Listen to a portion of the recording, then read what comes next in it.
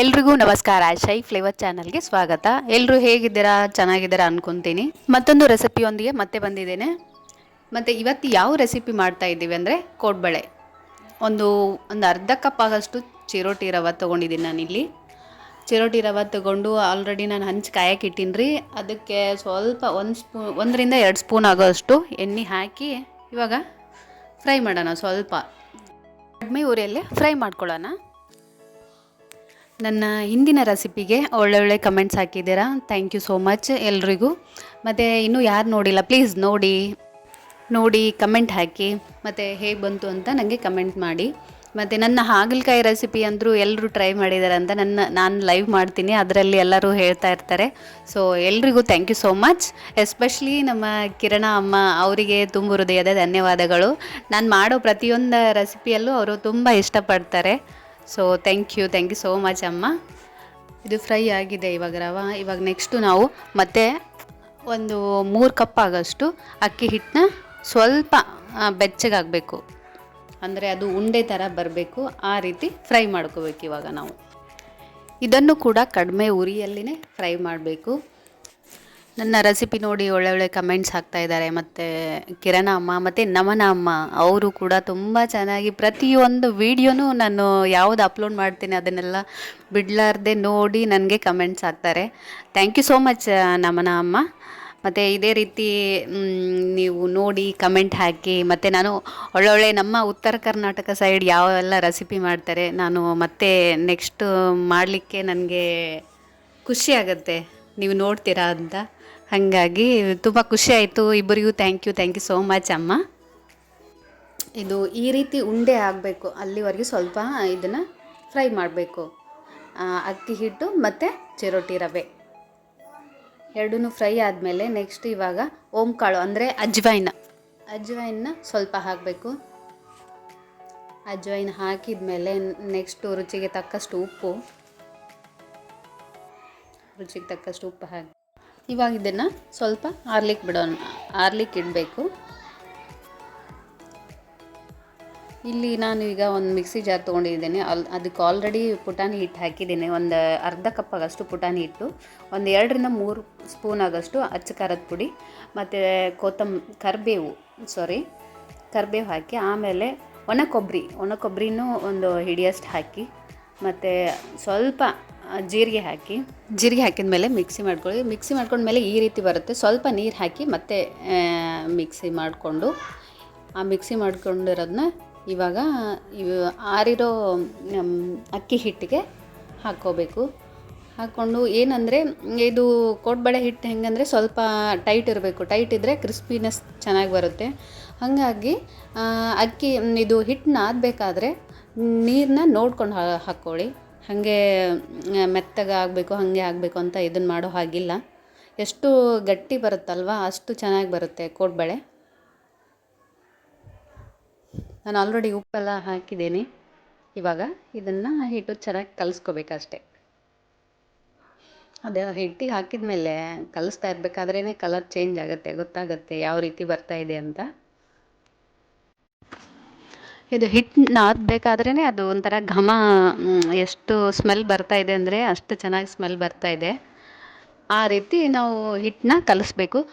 ಮತ್ತು ನೀರು ಹಾಕಬೇಕಾದ್ರೆ ಜಾಸ್ತಿ ಹಾಕೋ ಹಾಗಿಲ್ಲ, ಸ್ವಲ್ಪ ಹಾಕಿ ಫುಲ್ ಟೈಟ್ ಬರಬೇಕು, ಅಂದರೆ ಗಟ್ಟಿ ಬರಬೇಕು ಹಿಟ್ಟು, ಅಂದರೆ ಕ್ರಿಸ್ಪಿನೆಸ್ ಚೆನ್ನಾಗಿ ಬರುತ್ತೆ. ಈ ರೀತಿ ಮಾಡಿಕೊಡಿ, ಮಕ್ಳಿಗೂ ತುಂಬ ಇಷ್ಟ ಆಗುತ್ತೆ. ಈ ಚಳಿಗೆ ಏನಾದರೂ ಖಾರವಾಗಿ ತಿನ್ಬೇಕು ಅನಿಸುತ್ತೆ ಅಲ್ವಾ, ಹಾಗಾಗಿ ಮಕ್ಳಿಗೂ ತುಂಬ ಇಷ್ಟಪಡ್ತಾರೆ. ಸೊ ಈಸಿ ರೆಸಿಪಿ, ಏನು ಟೈಮು ತುಂಬ ಹಿಡಿಯುತ್ತೆ ಹಾಗೆ ಹಿಂಗೆ ಏನಿಲ್ಲ. ಬಟ್ ಕೋಡ್ಬಳೆ ಮಾಡಬೇಕಾದ್ರೆ ಟೈಮ್ ಹಿಡಿಯುತ್ತೆ ಬಿಟ್ಟರೆ ತಿನ್ನೋಕೆ ಟೈಮ್ ಜಾಸ್ತಿ ಬೇಕಾಗೋಲ್ಲ. ಸೊ ಮಾಡಿ ನೋಡಿ, ಟ್ರೈ ಮಾಡಿ. ಮತ್ತು ಟ್ರೈ ಮಾಡಿದ ಮೇಲೆ ನನಗೆ ಕಮೆಂಟ್ ಹಾಕಿ ಹೇಗೆ ಬಂತು ಅಂತ. ಇದೇ ರೀತಿ ಸ್ವಲ್ಪನೇ ಹಾಕಿ ನೀರು ಹಾಕಿ ಕಲಿಸ್ಬೇಕು. ಸೊ ಜಾಸ್ತಿ ನೀರು ಹಾಕಬೇಡಿ, ಅಳ್ಕ ಮಾಡಬೇಡಿ, ಯಾಕಂದರೆ ಮೆತ್ತಗಾದರೆ ಹಿಟ್ಟು ಕ್ರಿಸ್ಪಿನೆಸ್ ಚೆನ್ನಾಗಿ ಬರೋಲ್ಲ. ಅದಕ್ಕೋಸ್ಕರ ಇದು ಹಿಟ್ಟು ನಾದಿದಾದಮೇಲೆ ಇವಾಗ ಒಂದು 10 ನಿಮಿಷ ಮತ್ತೆ ನಾವು ನೆನೆಯಕ್ಕೆ ಬಿಡಬೇಕು. ಅದು ಟೈಟ್ನೆಸ್ ಇರುತ್ತಲ್ವ, ಸ್ವಲ್ಪ ಮೆತ್ತಗಾಗುತ್ತೆ. ಹಿಟ್ಟು ನಾದಿದಾದಮೇಲೆ ಈ ಕಲರಿಗೆ ಬಂತು ನೋಡಿ ಯಾವ ರೀತಿ ಬಂತು ಅಂತ. ಇವಾಗ ನಾವು ಒಂದು 10 ನಿಮಿಷ ನೆನೆಯಕ್ಕೆ ಬಿಟ್ಟಾಯಿತು. ಇವಾಗ ಡೈರೆಕ್ಟ್ ಮಾಡ್ಕೊಳ್ಳೋಣ. ಸಣ್ಣ ಸಣ್ಣ ಉಂಡೆ ತೊಗೊಂಡು ಫುಲ್ಲ ಎಲ್ಲ ಕೋಡ್ಬಳೆ ಆಕಾರದಲ್ಲಿ ಮಾಡ್ಕೋಬೇಕು. ಇವಾಗ ಈ ರೀತಿ ಮಾಡಬೇಕಾದ್ರೆ ಸ್ವಲ್ಪ ಮನೆಯಲ್ಲಿ ತುಂಬ ಜನ ಇರಬೇಕು, ಅಂದರೆ ಬೇಗ ಬೇಗ ಆಗುತ್ತೆ. ಒಬ್ಬರು ಇಬ್ಬರು ಇದ್ದರೆ ಆಗೋದೇ ಇಲ್ಲ. ಜಾಸ್ತಿ ಮಾಡ್ತಾಯಿದ್ರೆ ಸ್ವಲ್ಪ ಟೈಮ್ ಹಿಡಿಯುತ್ತೆ. ಈ ರೀತಿ ಕಟ್ ಮಾಡಿಕೊಂಡು ಒಂದೊಂದೇ ಕೋಡ್ಬಳೆ ಮಾಡ್ಕೋತಾ ಹೋಗಬೇಕು ಅಷ್ಟೆ. ನೋಡಿ ಯಾವ ರೀತಿ ಬಂತು ಅಂತ ಕೋಡ್ಬಳೆ. ಇದೇ ರೀತಿ ಮತ್ತು ಕೋಡ್ಬಳೆ ಮಾಡ್ತಾ ಹೋಗಬೇಕು. ನಾನು ನೆಕ್ಸ್ಟ್ ಇವಾಗ ಹಂಚಲ್ಲೇ ಎಣ್ಣೆ ಕಾಯಕ್ಕೆ ಇಟ್ಟಿದ್ದೀನಿ ಆಲ್ರೆಡಿ. ಇವಾಗ ಒಂದೇ ಹೆಂಗೆ ರೆಡಿ ಮಾಡ್ತೀವಲ್ವ ಆ ರೀತಿ ಒಂದೊಂದೇ ಹಾಕ್ತಾ ಹೋಗಬೇಕು ಕೋಡ್ಬಳೆನ. ನಾನಿಲ್ಲಿ ಪ್ಯೂರ್ ಕೊಬ್ಬರಿ ಎಣ್ಣೆನೇ ಯೂಸ್ ಮಾಡ್ತಾಯಿದ್ದೀನಿ ಕರಿಯೋಕ್ಕೆ. ಎತ್ತಿನ ಗಾಣದ ಎಣ್ಣೆ, ಪ್ಯೂರ್ ಕೊಬ್ಬರಿ ಎಣ್ಣೆ ನಾವು ಅದನ್ನೇ ಯೂಸ್ ಮಾಡೋದು, ಹಾಗಾಗಿ ಅದರಲ್ಲೇ ಕರಿತಾ ಇದ್ದೇನೆ. ತುಂಬ ಚೆನ್ನಾಗಿರುತ್ತೆ, ಟೇಸ್ಟು ಚೆನ್ನಾಗಿರುತ್ತೆ, ಸ್ಮೆಲ್ಲು ಹಾಗೆ ಇರುತ್ತೆ ಕೊಬ್ಬರಿ ಎಣ್ಣೆಯಲ್ಲಿ ಮಾಡಿದೆ. ಈ ರೀತಿ ಕರಿಬೇಕು. ಬಟ್ ಏನೇನೋ ಒಬ್ಬೊಬ್ಬರು ಒಂದೊಂದು ಥರ ಹೇಳ್ತಾರೆ, ಸಿಡಿತಾವು ಹಾಗೆ ಹೀಗೆ. ಏನು ಸಿಡಿಯೋದಿಲ್ಲ, ಏನೂ ಇಲ್ಲ. ಸ್ವಲ್ಪ ಅದು ಗುಳ್ಳೆ ಕಮ್ಮಿ ಆದಮೇಲೆ ನೀವು ಸ್ಪೂನ್ ಹಾಕಿ ಅಲ್ಲಿವರೆಗೂ ಹಾಕಬೇಡಿ. ಹಾಗೆ ಹಾಕಬಾರ್ದು ಅಂತಿಲ್ಲ, ಏನು ಪ್ರಾಬ್ಲಮ್ ಇಲ್ಲ, ಹಸಿ ಇರುತ್ತೆ ಹಿಟ್ಟು ಅಂತ. ಇವಾಗ ಯಾವ ರೀತಿ ಕರಿತಾ ಇದ್ದಾವೆ ಅಂತ ನೋಡ್ಬೋದು ನೀವೇ.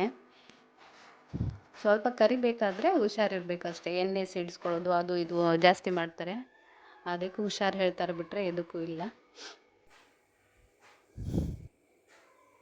ನೋಡಿ ಕಲರು ಯಾವ ರೀತಿ ಬಂದಿದೆ ಅಂತ, ಎಷ್ಟು ಚೆನ್ನಾಗಿ ಕಾಣಿಸ್ತಾ ಇದೆ ಕೋಡ್ಬಳೆ. ತುಂಬ ಜನ ತುಂಬ ಥರ ಮಾಡಿದ್ದಾರೆ ಕೋಡ್ಬಳೆ. ಬಟ್ ಈ ಚಿರೋಟಿ ರವಾದ್ದು ಇದೊಂಥರ ಕ್ರಿಸ್ಪಿನೆಸ್ಸೇ ಚೆನ್ನಾಗಿರುತ್ತೆ, ಟೇಸ್ಟು ಚೆನ್ನಾಗಿರುತ್ತೆ. ಸೊ ಮಾಡಿ ನೋಡಿ, ಟ್ರೈ ಮಾಡಿ, ಹೇಗೆ ಬಂತು ಅಂತ ಕಮೆಂಟ್ ಮಾಡಿ. ನಾನು ಇದೇ ರೀತಿ ಒಂದೊಂದೇ ಬ್ಯಾಚ್ ಕರಿತಾ ಹೋಗ್ತೇನೆ. ಈ ಗುಳ್ಳೆ ಎಲ್ಲ ಕಮ್ಮಿ ಆಗಬೇಕು, ಆಗ ಕಡಿಮೆ ಆದರೆ ಇದು ಫುಲ್ಲೆಲ್ಲ ಒಳಗಡೆ ಹಿಟ್ಟು ಬೆಂದಿದೆ ಅಂತ. ಇನ್ನೂ ಗುಳ್ಳೆ ಕಮ್ಮಿ ಆಗಿಲ್ಲ, ಬೇಗ ತೆಗೆದ್ರೆ ಹಸಿ ಬಿಸಿ ಆಗುತ್ತೆ. ಹಾಗಾಗಿ ಕಡಿಮೆ ಉರಿಯಲ್ಲಿನೇ ಇದನ್ನು ಕರಿತಾ ಹೋಗಬೇಕು. ಸೇಮ್ ಪ್ರೋಸೆಸ್ಸೇ ನಿಪ್ಪಟ್ಟು ಮಾಡ್ಬೋದು, ಮತ್ತು ಚಕ್ಕಲಿಗೆ ಇದೇ ಥರನೂ ಮಾಡ್ಕೋಬೋದು. ಬಟ್ ನಾನೇನಂದರೆ ಇದು ಅಕ್ಕಿ ಹಿಟ್ಟು ಇದೆ ಅಲ್ವಾ, ಇದನ್ನೇ ಕೆಂಪಕ್ಕಿಯಲ್ಲಿ ಮಾಡಿದ್ದೇನೆ. ಅದು ರೆಸಿಪಿ ಇದೆ. ಮತ್ತು ಚಕ್ಕಲಿನೂ ಕೆಂಪಕ್ಕಿಯಲ್ಲೇ ಮಾಡಿದ್ದೇನೆ, ಅದೊಂಥರ ರೆಸಿಪಿ ಇದೆ ನನ್ನ ಚಾನಲಲ್ಲಿ ಇದೆ.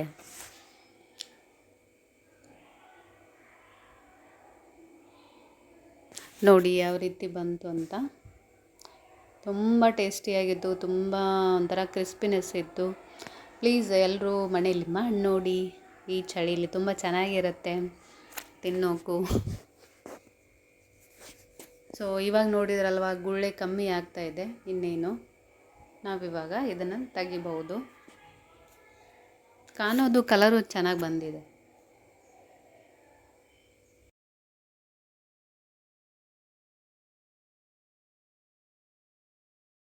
ಯಾರೆಲ್ಲ ನೋಡ್ತಾ ಇದ್ದೀರಾ, thank you so much. And like, share, subscribe and thank you for watching. ಇದೇ ರೀತಿ ನನ್ನ ಚಾನಲ್ ನೋಡ್ತಾ ಇರಿ, ಮತ್ತು ಒಳ್ಳೊಳ್ಳೆ ಕಮೆಂಟ್ಸ್ ಹಾಕಿ.